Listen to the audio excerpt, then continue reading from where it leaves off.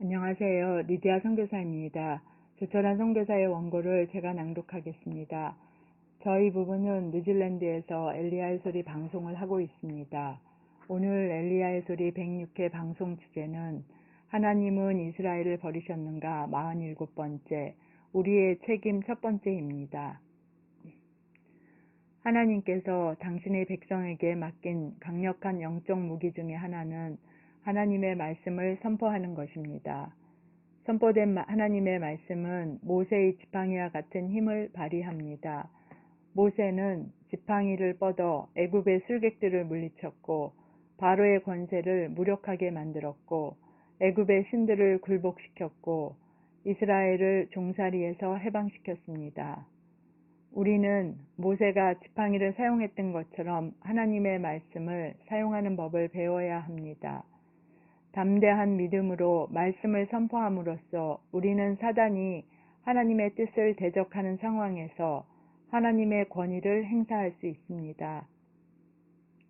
이스라엘을 회복시키고 구원하려는 하나님의 계획을 대적하는 세력이 있습니다. 그런데 하나님은 당신의 백성이 역사의 수동적인 방관자로 서 있는 것을 원치 않으십니다. 하나님은 우리가 하나님 말씀의 지팡이를 뻗어 하나님의 계획을 대적하는 모든 세력을 향해 담대하게 선포하기를 원하십니다. 예레미야 31장 10절에서 하나님은 열방을 향해 선포해야 할 구체적인 말씀을 주셨습니다. 열방이여, 너희는 나 여호와의 말을 듣고 먼 섬에서 전파하여 이르기를 이스라엘을 흩으신 자가 그를 모으시고 목자가 그 양 무리에게 행한같이 그를 지키시리로다. 이 말씀은 그리스도인들이 열방을 향해 선포해야 하는 말씀입니다. 온 세상 사람들이 이스라엘을 향한 하나님의 계획을 들어야 하는 것입니다. 그리스도인들이 전파해야 할 메시지 자체는 단순합니다. 첫째, 하나님은 이스라엘을 그들의 땅으로부터 흩으셨다. 둘째, 이스라엘을 흩으신 하나님이 그들을 지금 다시 그들의 땅으로 모으고 계신다. 셋째, 하나님은 단지 이스라엘을 모을 뿐만 아니라 그들을 지키실 것이다. 이스라엘의 궁극적인 안전은 하나님이 보장하신다는 뜻입니다. 히브리어로 이스라엘을 흩으신 자가 그를 모으시고는 불과 세 단어로 간결하게 표현됩니다. 히브리어로 음자레 이스라엘 예카 베체누입니다. 흥미롭게도 동사 예카 베체누는 키부츠, 곧 이스라엘의 집단 농장이라는 단어와 직접 관련이 있습니다.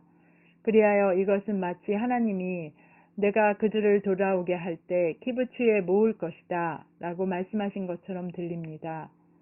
그런데 예레미야 31장 10절 말씀은 중동을 향해 선포할 수 있는 많은 말씀 중에 하나에 불과합니다.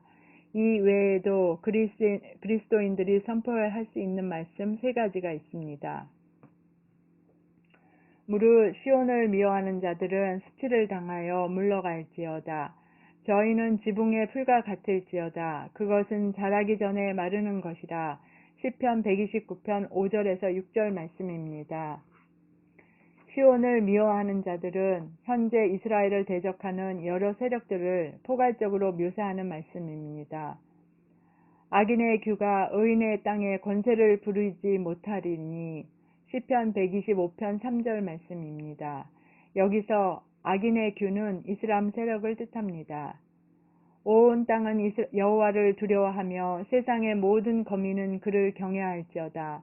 저가 말씀하심에 이루었으며 명하심에 경고히 섰도다.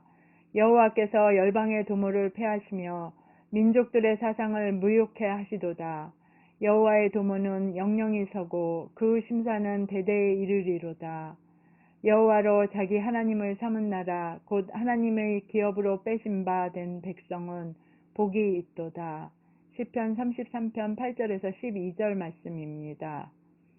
시편의 이 구절은 하나님의 말씀으로 천지 만물을 창조했으며 하나님의 말씀이 역사의 진로를 결정한다고 명백하게 선언하고 있습니다. 열방이 회의를 열어 결의안을 발표할지라도 그것이 하나님의 예언적 말씀과 대립된다면 열방의 도모는 허사가 됩니다. 하나님은 당신의 기업으로 선택하신 이스라엘 백성을 향한 모든 계획과 약속을 반드시 이루실 것입니다.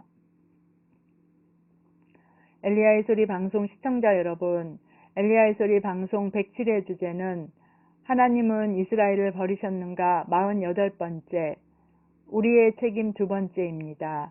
2022년 2월 26일 토요일에 다시 뵙겠습니다. 감사합니다.